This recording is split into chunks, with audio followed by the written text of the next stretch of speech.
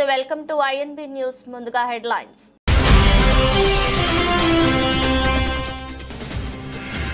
చైనాలో dating simulation game AI boyfriends కు విపరీతంగా పెరుగుతున్న ఆదరణ.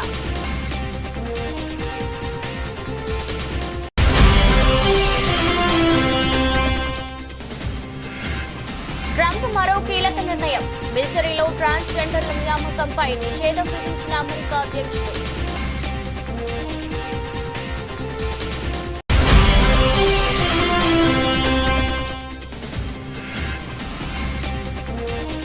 ఢిల్లీ రైల్వే స్టేషన్లో తొక్కిసలాట, 18 మంది మృతి.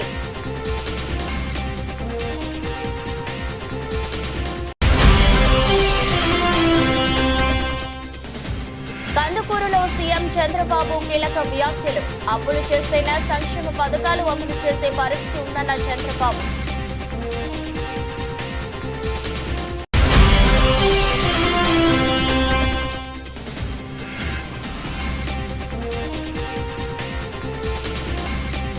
వంశీని వదిలిపెట్టాం, అరెస్టుపై Lokesh first reaction.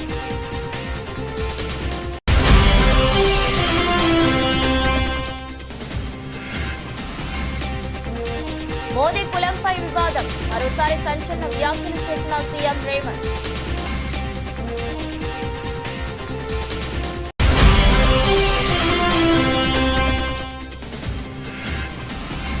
Delhi railway స్టేషన్లో తొక్కిసలాట, 10 లక్షల ఎక్స్గ్రేషియా ప్రకటించిన కేంద్రం.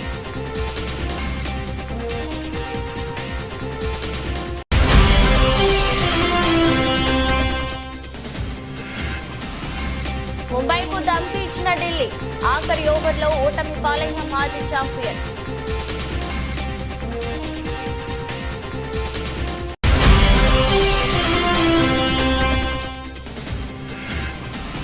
రెండు రోజుల్లోనే 100 కోట్ల దిశగా బాలీవుడ్ మూవీ. బాక్సాఫీస్ వద్ద సంచలనం నమోదు చేస్తున్న చావా.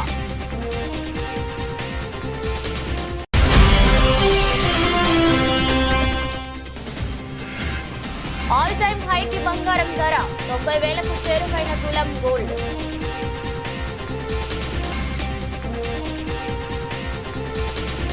నా మెసేజ్లకు స్పందించడు, నేను చేసే ఫోన్ కాల్స్ ఎత్తడు, నా రోజువారీ ముచ్చట్లు ఓపిగ్గా వినడు, నన్ను బుజ్జగించడు, నన్ను అస్తమానం పొగడడు. సాధారణంగా ప్రతి ప్రేయసి తన ప్రియుడిపై చేసే ఫిర్యాదులివి. అయితే ఈ సమస్యలన్నిటినీ భర్తీ చేసే సాంకేతికత వస్తే ఎలా ఉంటుంది? ఆ కృత్రిమ క్యారెక్టర్ నిజమని భావిస్తూ దానితో చాటింగ్ లో యువతలు మునిగేలా నిజం చేస్తే ఎలా ఉంటుంది? అయితే ఈ ఆలోచన భారత్ లో నిజం కాకపోవచ్చేమో, కానీ చైనాలో పూర్తిగా విజయవంతమైంది. కృత్రిమ మేధతో సృష్టించిన కృత్రిమ బాయ్ ఫ్రెండ్స్ ఇప్పుడు చైనాలో ఎంత ప్రాచుర్యం పొందారో, దీనిని సృష్టించిన వ్యాపారవేత్త ఇప్పుడు బిలియనీర్ అయిపోయారు. ఈ వ్యాపార విజయాన్ని పరిశీలిస్తే సమాజంలో ఇలాంటి అసాధారణ భాగస్వాములు భవిష్యత్తులో మరింత అవసరమన్న విషయాన్ని చెప్పకనే చెబుతుంది. ఫోర్బ్స్ కథనం ప్రకారం షాంఘై కేంద్రం గయావు రున్హా సృష్టించిన dating simulation game love and deep space 60 లక్షల మందిని ఆకర్షించింది. సగటు యువతి తన ప్రియుడు ఎలా ఉండాలని కోరుకుంటుందో అలాంటి ఆదర్శ ప్రియుడిని ఇందులో సృష్టించారు. పొడవుగా అందంగా ఉండే జేన్ అనే పాత్రను సృష్టించారు. జేన్ ఫోన్ టెక్స్ట్ సందేశాలకు త్వరగా స్పందిస్తాడు. వారి ఫోన్ కాల్ కు వెంటనే సమాధానమిస్తాడు. వారు చెప్పే మాటలను ఓపికగా వింటాడు. అయితే అతనిలో ఉన్న ఏకైక లోపం అతనికి సిలికాన్ చిప్ లేకపోవడం.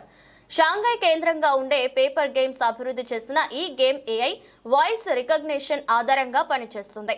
ఈ గేమ్ 5 పురుష పాత్రలతో గేమ్లోని ఫోన్ కాల్స్ కు అనుగుణంగా స్పందిస్తూ వారితో సరస సల్లాపాలు సాగిస్తుంది. ఇది యువతులకు విపరీతంగా నచ్చేసింది. బాయ్ ఫ్రెండ్ స్థానాన్ని ఇది భర్తీ చేస్తుందని వారు భావిస్తుండటంతో దీనికి విపరీత ఆదరణ పెరుగుతోంది.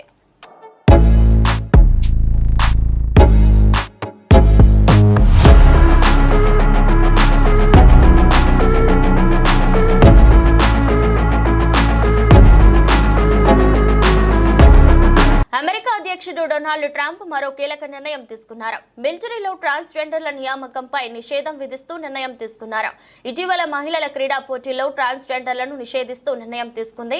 తాజాగా మిలిటరీ విభాగంలో ట్రాన్స్జెండర్ల నియామకాన్ని నిషేధించినట్లుగా అమెరికా సైన్యం ఎక్స్ వేదికగా పోస్ట్ చేసింది. వెంటనే ఈ నిర్ణయం అమల్లోకి వస్తుందని ఆర్మీ పేర్కొంది. డొనాల్డ్ ట్రంప్ తొలిసారి అధికారంలోకి వచ్చినప్పుడు ట్రాన్స్జెండర్ల సాయుధ దళాల్లో చేరకుండా ఉత్తర్వులు జారీ చేశారు. అయితే అప్పటికే సైన్యంలో పనిచేస్తున్న వారిని మాత్రం కొనసాగించారు. తాజాగా మరోసారి లింగ మార్పిడి వ్యక్తులను సైన్యంలో చేరకుండా నిషేధించింది.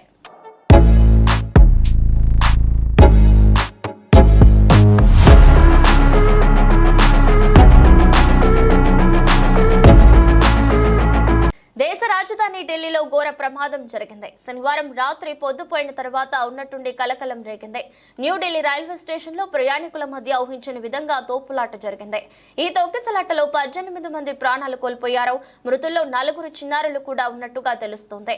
పదుల సంఖ్యలో ప్రయాణికులు గాయపడ్డారు. క్షతగాత్రులను సమీపంలోని ఆసుపత్రుల్లో చేర్పించి చికిత్స అందజేస్తున్నారు. కానీ మృతుల వివరాలపై రైల్వే శాఖ అధికారికంగా ఎటువంటి ప్రకటన చేయలేదు. తొక్కిసలాట క్రమంలో ఢిల్లీ రైల్వే స్టేషన్ లో పరిస్థితి భయానకరంగా మారింది. ప్లాట్ఫామ్ పై ప్రయాణికులు చెల్లా చెదురుగా పడి ఉన్న దృశ్యాలు హృదయ విదారకంగా కనిపించాయి. తొక్కిసలాట నేపథ్యంలో రద్దీని నివారించేందుకు 4 ప్రత్యేక రైళ్లను ఏర్పాటు చేశామని రైల్వే మంత్రి అశ్విని వైష్ణవ్ తెలిపారు. అనూహ్య రద్దీ కారణంగా తొక్కిసలాట జరిగినట్లు వెల్లడించారు. 14వ నెంబర్ ప్లాట్ఫామ్ పై ప్రయాగ్రాజ్ ఎక్స్ప్రెస్ నిలిచి ఉండటంతో మహా కుంభమేళాకు వెళ్లే భక్తులు అక్కడకు చేరుకున్నారు. స్వతంత్ర సేనాని ఎక్స్ప్రెస్, భువనేశ్వర్ రాజధాని ఎక్స్ప్రెస్ రైళ్లు ఆలస్యం కావడంతో వాటి కోసం వచ్చిన ప్రయాణికులు అదే సమయంలో 12, 13, 14 నెంబర్ ప్లాట్ఫామ్లపై ఉన్నారు. దీంతో ఒక్కసారిగా అక్కడ రద్దీ పెరిగిపోయి తొక్కిసలాటకు దారి తీసినట్లు భావిస్తున్నారు. ఉత్తరప్రదేశ్ లోని ప్రయాగ్రాజ్ లో జరుగుతున్న మహా కుంభమేళాకు భక్తులు పోటెత్తుతున్నారు. గత నెలలో ప్రారంభమైన కుంభమేళా ఈ నెల 26న ముగియనుంది. కుంభమేళా ముగింపు దగ్గర పడుతున్న క్రమంలో ప్రయాగ్రాజ్ లో పుణ్య స్నానాల కోసం జనం తండోపతండాలుగా తరలి వస్తున్నారు. ఈ క్రమంలోనే అటు ప్రయాగ్రాజ్ లోనే కాకుండా ప్రయాగ్రాజ్ కు దారితీసే రహదారులు, రైల్వే లైన్లు, విమాన సర్వీసులు సైతం రద్దీతో కిటకిటలాడుతున్నాయి. ఈ క్రమంలోనే శనివారం రాత్రి ప్రయాగ్రాజ్ వెళ్లేందుకు న్యూఢిల్లీ రైల్వే స్టేషన్ లో నెలకొన్న రద్దీ కారణంగానే ప్రయాణికుల మధ్య తోపులాట జరిగిందనే సమాచారం.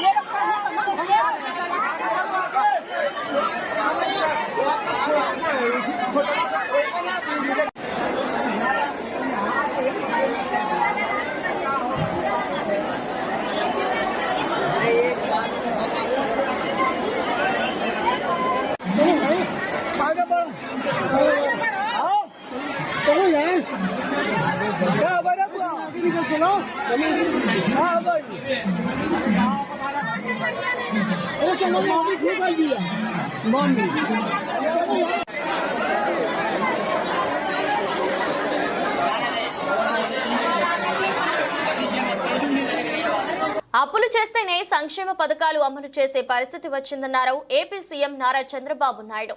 నెల్లూరు జిల్లా కందుకూరులో మాట్లాడిన ఆయన, రాష్ట్రం అప్పుల్లో కూరుకుపోయింది. అప్పులు చేస్తేనే కానీ సంక్షేమ పథకాలు అమలు చేసే పరిస్థితి లేదని ఆవేదన వ్యక్తం చేశారు. ఒకప్పుడు వ్యవసాయానికి పంజాబ్ ఎంతో ప్రసిద్ధి చెందింది. పురుగుల మందులు విచ్చలవిడిగా వాడటం వల్ల అక్కడ ప్రజలు అనారోగ్యం పాలవుతున్నారు. చాలా మంది క్యాన్సర్ బారిన పడుతున్నారు. రాబోయే రోజుల్లో క్యాన్సర్ విస్తృతం కానుంది. ఇప్పటి నుంచే ప్రజలు అప్రమత్తం కావాలి. ఎరువులు వేయకుండా పాత పద్ధతిలో వ్యవసాయం చేసే విధానాలను ప్రోత్సహిస్తున్నాను. మీ ఆరోగ్యం మీ చేతుల్లోనే ఉంది. ప్రకృతి సేద్యాన్ని మరింత ప్రోత్సహిస్తాం. చెత్త నుంచి సంపదను సృష్టించే కార్యక్రమాలను చేపడుతున్నాం. పేపర్లు, బాటిళ్లను రీసైక్లింగ్ చేసే విధానాలను తీసుకువస్తున్నాం. కందుకూరులో 25 టన్నుల చెత్తను రీసైక్లింగ్ చేసే ప్రక్రియను ఈరోజు ప్రారంభించడం అభినందనీయమన్నారు. గ్రామాలను పరిశుభ్రంగా ఉంచే బాధ్యతను సర్పంచులు తీసుకోవాలి. కంపోస్టు తయారు చేసేందుకు షెడ్లు కూడా నిర్మించాం. గ్రామాల్లో చెత్త పేరుకోకుండా సర్పంచులు చూసుకోవాలి. ఏ సర్పంచ్ బాగా చేస్తే వారిని ప్రోత్సహిస్తున్నామన్నారు సీఎం చంద్రబాబు. మున్సిపాలిటీలలో మున్సిపల్ చైర్మన్లపై ఆ బాధ్యత ఉంటుందని, అందరికీ ర్యాంకులు ఇస్తామని, రాష్ట్రాన్ని స్వచ్ఛ ఆంధ్రప్రదేశ్ చేసే వరకు కార్యక్రమాలను కొనసాగిస్తామని, 30 ఏళ్ల ముందు నేను డ్రిప్ ఇరిగేషన్ పెడితే అందరూ ఎగతాళి చేశారని, ఇప్పుడు అది సర్వసాధారణమైంది. గతంలో ఐటీ గురించి మాట్లాడా, ఇప్పుడు ఏఐ గురించి మాట్లాడుతున్నా. గతంలో ఉద్యోగాలు చేయమని చెప్పా, ఇప్పుడు ఉద్యోగాలు ఇచ్చే స్థాయికి ఎదగాలని కోరుతున్నానన్నారు. ప్రజల ఆహారపు అలవాట్లు మారాయి. గతంలో అందరూ రాగి సంగటి తినేవారు. ఎన్టీఆర్ అధికారంలోకి వచ్చిన తర్వాత 2 రూపాయల కిలో బియ్యం తీసుకువచ్చారు. ఇప్పుడు తృణధాన్యాలపై ప్రజల ఆసక్తిని చెబుతున్నారు. రైతులతో కూడా మార్పు రావాలి. ప్రజల అవసరాలకు అనువైన పంటలను పండించాలని సూచించారు. ఏ కార్యక్రమం చేసినా పేదవాళ్ళని దృష్టిలో పెట్టుకుంటాం, అభాగ్యులను దృష్టిలో పెట్టుకుంటాం. ఎవరైతే ఇబ్బందుల్లో ఉన్నారో వాడికి అండగా ఈ ప్రభుత్వం ఉంటుందని చెప్పి కూడా నేను మీకు తెలియజేస్తున్నా. ఇది అయిన తర్వాత స్వచ్ఛ ఆంధ్రప్రదేశ్ని ఒక ఉద్యమంగా తీసుకుపోవడానికి ముందుకు పోతున్నాం. ఈరోజు మీరు ఒక్కసారి చూస్తే నేను ముఖ్యమంత్రి అయిన తర్వాత ఇది 4వ నేను ముఖ్యమంత్రి అయ్యాను. ఈరోజు మీ దగ్గరకు వస్తే మీ ఉత్సాహం చూస్తే నాకు ఎక్కడ లేని ధైర్యం వస్తుంది. నేను చేసే పనులు కరెక్ట్గా చేస్తున్నానని ఒక నమ్మకం, అదే మీరు చూపించే అభిమానం. అందుకే నేను కూడా ఆలోచిస్తున్నాను, భగవంతుడు నాకు ఎంత శక్తి ఇస్తే అంత శక్తి ఉపయోగించి మీకు సేవలు అందించాలనే ఏకైక లక్ష్యం తప్ప ఇంకోటి కాదు. నేను అందుకే పదే చెప్పాను, సంపద సృష్టిస్తే ఆదాయం పెరుగుతుంది. సంపద సృష్టించాలంటే అభివృద్ధి చేయాలి. ఆదాయం వస్తే ఆ ఆదాయాన్ని పేదల సంక్షేమం కోసం ఖర్చు పెడతాం. పింఛన్లు ఇస్తాం, ఇంకా అనేక కార్యక్రమాలకు తల్లికి వందనం అన్ని ఇస్తాం. అది చేసి మళ్ళా అభివృద్ధి పైన ఖర్చు పెడితే నిరంతరం ఆదాయం పెరుగుతుంది. ఇది ఎక్కడ కూడా ప్రపంచం అంతా జరిగే విధానం. కానీ 5 సంవత్సరాల్లో ఆదాయం పెరగలేదు, సంపద సృష్టించబడలేదు. అప్పులు విపరీతంగా చేశారు. 10 లక్షల కోట్ల రూపాయలు అప్పు చేశారు. ఆ అప్పుకు వడ్డీ కట్టాలి, అసలు కట్టాలి. ఇప్పుడు ఆ అప్పులో చూస్తే నాకు భయం వేస్తా ఉంది. ఎందుకంటే మా ఆఫీస్కి వచ్చి మొన్నైతే మీరు అప్పు కట్టలేదని తకామని నోటీసు పంపించి స్టాక్ ఎక్స్చేంజ్ కూడా పంపించేశారు. పలాని గవర్నమెంట్ డబ్బులు కట్టలేదు కాబట్టి ఆ డబ్బులు రికవర్ చేయడానికి ఏం చేయాలో చేస్తామని నోటీసు పంపిస్తే ఇమ్మీడియట్ గా అప్పులు చేసి ఆ డబ్బులు కట్టాల్సి వచ్చింది. కట్టకపోతే ఏమవుతుందంటారు మీరు? కట్టకపోతే ఎవడు అప్పు కూడా ఇవ్వడు. అప్పు ఇవ్వకపోతే అప్పు కూడా కట్టలేము. అప్పు కట్టలేకపోతే సంక్షేమ కార్యక్రమాలు చేయలేము. అది అందుకే ఒక ఇండస్ట్రీ కానీ ఏ వ్యక్తికి మీరు చూస్తే మీరు తిరిగి అప్పు సకాలంలో కడతారంటే క్రెడిట్ రేటింగ్ ఉంటుంది, మళ్ళా అప్పు కావాలంటే ఇస్తారు. నేను మొన్న బ్యాంకర్స్తో మాట్లాడినప్పుడు చెప్పాను, రైతులకి అందరికి కూడా ఎవరైనా సరే రెగ్యులర్గా అప్పు కట్టే వాళ్ళకి 15 నిమిషాల్లో డబ్బులు ఇస్తారు. మీరు ఇక్కడి నుంచి ఫోన్లో చెప్పేస్తే పేటిఎంలోని మీ పేమెంట్లోనే ఆటోమేటిక్గా డబ్బులు ఇచ్చే పరిస్థితి వస్తారు. అది క్రెడిబిలిటీకి ఉండే విశ్వసనీయత. అలాంటిది ఇప్పుడు నేను ఇది కట్టాలి, మళ్ళా సంపద సృష్టించాలి. అందుకే మీరు చూశారు 8 నెలలుగా ఎప్పుడూ జరగని అభివృద్ధి కార్యక్రమాలకు శ్రీకారం చుట్టాను. మొత్తం చేసేయాలని సంకల్పం ఉంది, పరిగెత్తాలని ఉంది. కానీ గల్లా పెట్టి మాత్రం సహకరించడం లేదు. కానీ పర్వాలేదు, నాకు నమ్మకం ఉంది. ఇది తాత్కాలికమైన ఇబ్బంది. ఆ ఇబ్బందిని అధిగమించే శక్తి నాకుందనేది నా అభిప్రాయం. అందుకే మీరు చూస్తే 5 సంవత్సరాలు ఒక తట్ట మట్టేయలేదు రోడ్డు మీద. నేను వస్తానే 1600 కోట్ల రూపాయలు ఖర్చు పెట్టి ప్రతి ఒక్క రోడ్లో కూడా గుంతలు లేని రోడ్లుగా తయారు చేశామంటే అది ఈ ప్రభుత్వం యొక్క దృఢ సంకల్పం. వల్లభనేని వంశీ అరెస్టుపై మంత్రి నారా లోకేష్ స్పందించారు. దళిత యువకుడిని కిడ్నాప్ చేసినందుకు వంశీ జైలుకు వెళ్లాడన్నారు. తప్పు చేసిన వైసీపీ నేతలందరినీ చట్ట ప్రకారం శిక్షిస్తామని స్పష్టం చేశారు. వంశీపై కూడా చట్ట ప్రకారం చర్యలు ఉంటాయని, తప్పు చేసిన వైసీపీ నేతలను చట్టపరంగా శిక్షిస్తామని, 2019-24 మధ్య కొనసాగిన రాజకాల పాలనను అందరూ చూశారన్నారు. ప్రజా సమస్యలపై పోరాడిన తమపై అక్రమ కేసులు పెట్టారని ఆరోపించారు. అక్రమాలను నిలదీస్తే టీడీపీ ఆఫీస్పై దాడి చేశారన్నారు. 2019 ఎన్నికల్లో టీడీపీ నుంచి గన్నవరం ఎమ్మెల్యేగా విజయం సాధించిన వల్లభనేని వంశీ ఎలక్షన్ తర్వాత వైసీపీకి మద్దతు ప్రకటించారు. అయితే అనంతరం టీడీపీ అధినేత చంద్రబాబు ఆయన కుటుంబ సభ్యులపై తీవ్ర వ్యాఖ్యలు చేశారు. టీడీపీ ఆఫీస్పై దాడి కేసులోనూ వంశీ నిందితుడిగా ఉన్నారు. ఈ నేపథ్యంలో గత ఎన్నికల్లో టీడీపీ కూటమి అధికారంలోకి వచ్చిన నాటి నుంచి వంశీ అరెస్టు ఖాయమన్న ప్రచారం జోరుగా సాగుతుంది. అయితే ఇటీవల దళిత యువకుడి కిడ్నాప్ కేసులో ఏపీ పోలీసులు వంశీని అరెస్ట్ చేశారు. 2019 నుంచి 24 వరకు ఆంధ్ర రాష్ట్రంలో ఎలా పరిపాలన జరిగిందో ప్రజలందరూ తెలిసిన విషయమే. ఆనాడు ప్రతిపక్ష నేత కానివ్వండి, ప్రజాప్రతినిధులు కానివ్వండి, ఇతర పార్టీ నాయకులు మేమందరం కూడా ప్రజల తరఫున సమస్యలపైన పోరాడాలని అడుగడుగునా మమ్మల్ని ఇబ్బంది పెడతాం జరిగింది. మమ్మల్ని రానిలేదు. ప్రతిపక్ష నేతని ఇంటి నుంచి బయటకు రానికుండా గేటు కూడా ఆనాడు తాడి కట్టేస్తాం జరిగింది. మేము ప్రెస్ మీట్ లో గత ప్రభుత్వాన్ని నిలదీస్తే కావాలని మా పైన కేసులు పెడతాం కానివ్వండి, ఏకంగా మా పార్టీ ఆఫీస్ పైన దేవాలయంగా భావించే తెలుగుదేశం పార్టీ కేంద్ర కార్యాలయం పైన దాడి చేశారు. గన్నవరం పార్టీ ఆఫీస్ పైన దాడి చేశారు. ఇట్లా ప్రతిరోజు ఒకరిని జైలుకి తీసుకెళ్తాం, మా పైన దాడులు చేస్తాం. అదే జరిగింది. నేను ఆనాడు ప్రజలందరూ చెప్పాను.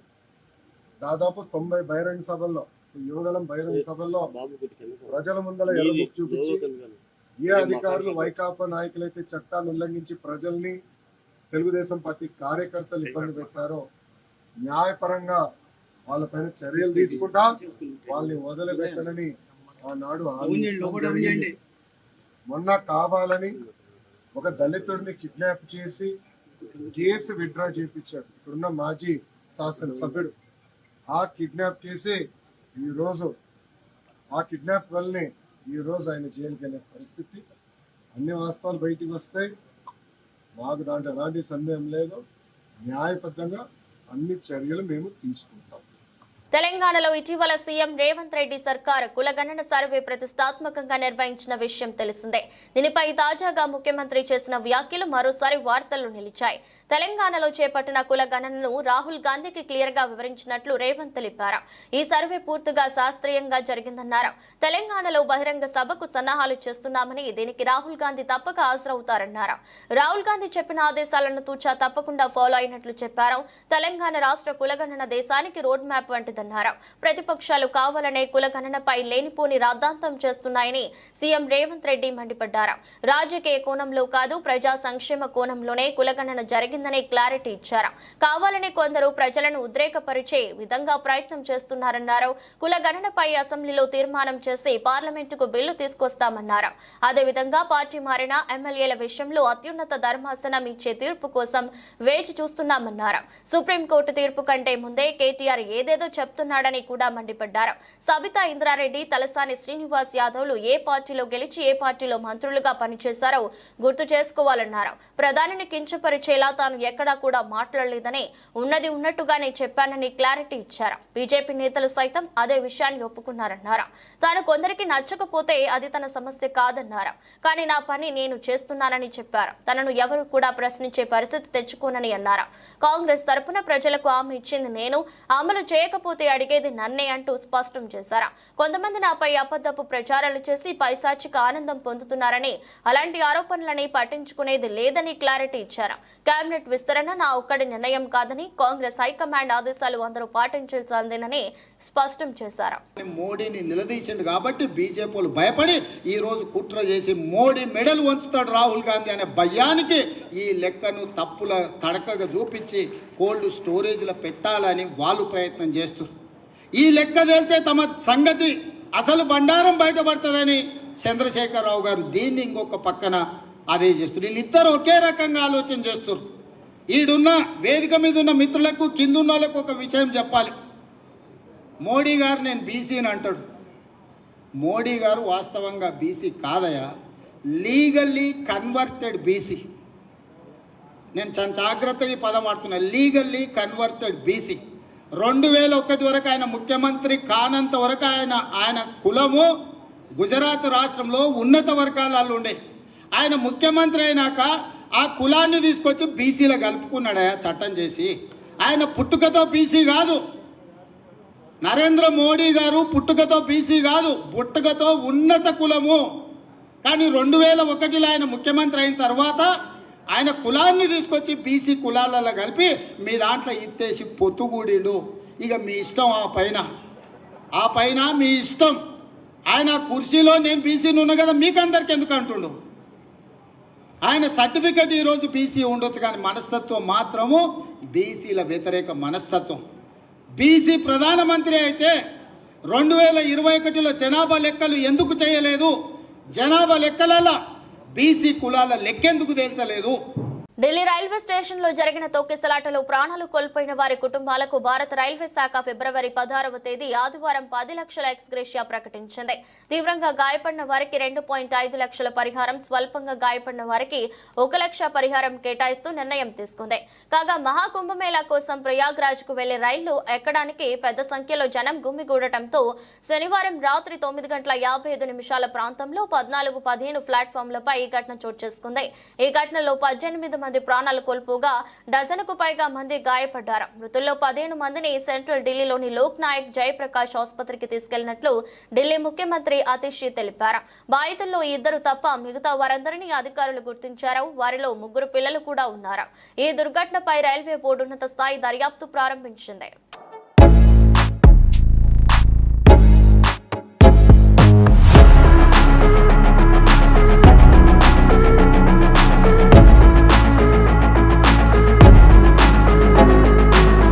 ముంబై ఇండియన్స్ పై ఢిల్లీ క్యాపిటల్స్ చివరి బంతికి ఉత్కంఠభరితమైన విజయం సాధించింది. ఈ మ్యాచ్ లో ఎవరు గెలుస్తారో అనే ఉత్కంఠ చివరి బంతి వరకు ఉత్కంఠంగా సాగింది. ఆఖరి బంతికి 2 పరుగులు అవసరమయ్యాయి. అయితే అరుంధతి చివరి బంతికి 2 పరుగులు తీసి మ్యాచ్ ను తన వైపునకు తిప్పుకుంది. తర్వాత ఢిల్లీ చేతిలో మాజీ ఛాంపియన్ ముంబై ఇండియన్స్ కు పరాజయం తప్పలేదు. ఈ మ్యాచ్ లో టాస్ గెలిచిన ఢిల్లీ క్యాపిటల్స్ ముందుగా బౌలింగ్ చేయాలని నిర్ణయించుకుంది. అందుకు తగ్గట్టుగానే ముంబై ఇండియన్స్ ను 19 ఓవర్లలో 164 పరుగులకే పరిమితం చేసింది. అనంతరం ముంబై ఇండియన్స్ నిర్దేశించిన 165 పరుగుల లక్ష్యాన్ని ఢిల్లీ క్యాపిటల్స్ 8 వికెట్లు కోల్పోయి చివరి బంతికి అందుకుంది. ఢిల్లీ విజయానికి చివరి ఓవర్లో 10 పరుగులు అవసరమయ్యాయి. చివరి ఓవర్ను ఎస్ సంచనకు అప్పగించింది ముంబై కెప్టెన్. మొదటి బంతికే నిక్కీ ప్రసాద్ 4 కొట్టింది. రెండో బంతికి 2 పరుగులు వచ్చాయి. దీంతో ఢిల్లీ విజయ సమీకరణం 4 బంతుల్లో 4 పరుగులుగా మారిపోయింది. ఇక 3-4 బంతులకు ఒక్కొక్క పరుగు రావడంతో మ్యాచ్ ఉత్కంఠంగా మారింది. 5వ బంతికి భారీ షాట్ కొట్టాలనుకున్న ఆశతో నిక్కీ ప్రసాద్ వికెట్ సమర్పించుకుంది. అయితే అరుంధతి రెడ్డి ఆఖరి బంతికి 2 పరుగులు చేసి ఢిల్లీని గెలిపించింది.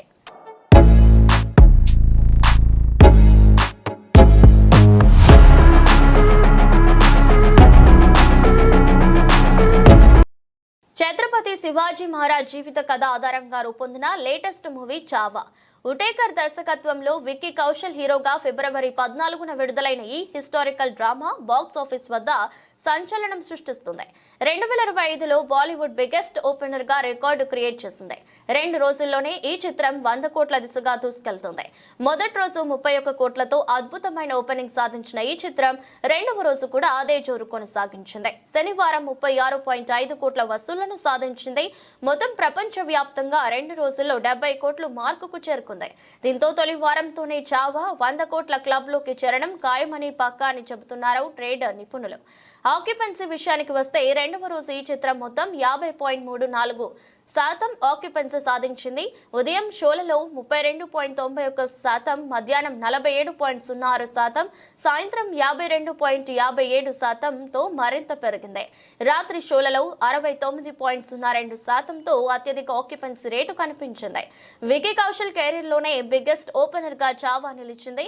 ఈ చిత్రంలో సంభాజీ మహారాజ్ భార్య యేసుబాయి పాత్రలో రష్మిక నటించింది. సంభాజీ మహారాజ్ పాత్రలో విక్కీ కౌశల్ నటనకు ప్రేక్షకులు ఫిదా అయిపోయారు. విక్కీ సంభాజీ పాత్రకు జీవం పోసారని చెబుతున్నారు. అంతేకాదు సినిమా చూసిన కొంతమంది ఆడియన్స్ కన్నిటితో బయటకు వస్తున్నారు. సినిమాలో చివరి 40 నిమిషాలు అద్భుతంగా ఉందని రివ్యూలు వస్తున్నాయి. బ్రిటిష్ వారితో పోరాడి ప్రాణాలు పోగొట్టుకున్న సంభాజీ మహారాజ్ జీవిత కథను సినిమాగా మలిచి ఎంతో అద్భుతంగా చూపించారు డైరెక్టర్ లక్ష్మణ్.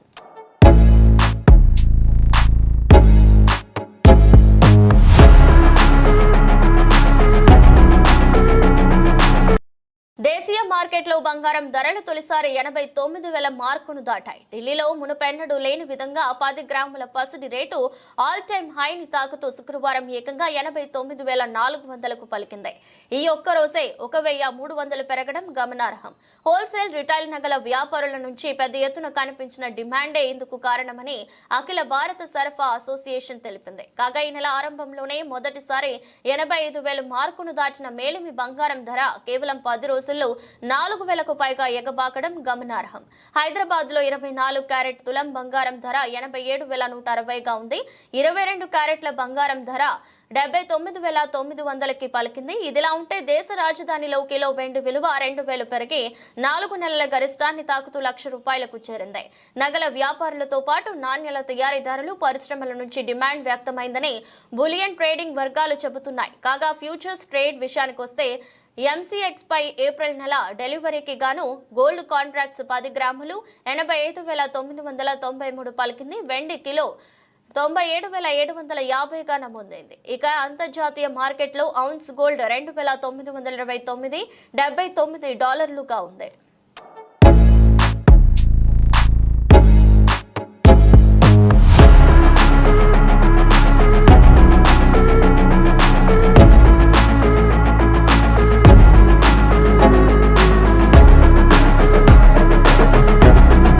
వార్తలు ముగించే ముందు మరోసారి హెడ్లైన్స్.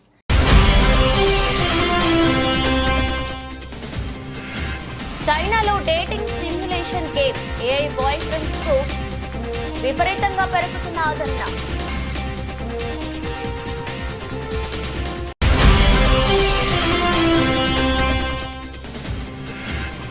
ట్రంప్ మరో కీలక నిర్ణయం. మిలిటరీలో ట్రాన్స్జెండర్ల నియామకంపై నిషేధం విధించిన అమెరికా అధ్యక్షుడు.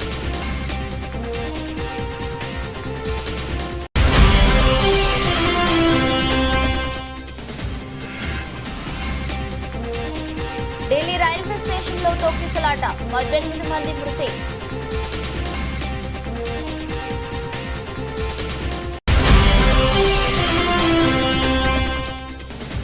కందుకూరులో సీఎం చంద్రబాబు కీలక వ్యాఖ్యలు. అప్పులు చేస్తేనే సంక్షేమ పథకాలు అమలు చేసే పరిస్థితి ఉందన్న చంద్రబాబు.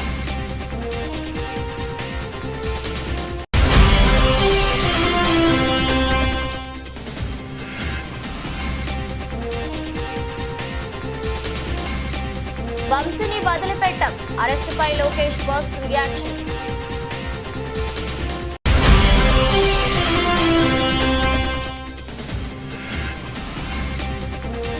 మోదీ కులంపై వివాదం, మరోసారి సంచలన వ్యాఖ్యలు చేసిన సీఎం రేవంత్.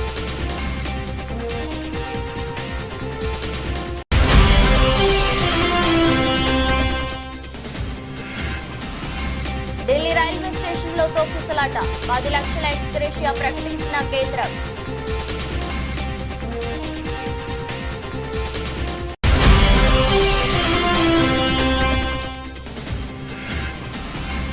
ముంబైకు ధమ్కి ఇచ్చిన ఢిల్లీ, ఆఖరి ఓవర్లో ఓటమి పాలైన మాజీ ఛాంపియన్.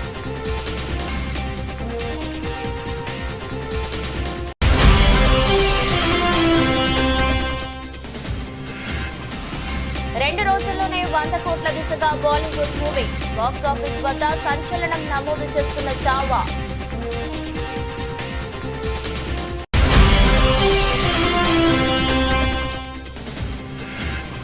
ఆల్ టైమ్ హైకి బంగారం ధర, 90,000కు చేరువైన తులం గోల్డ్.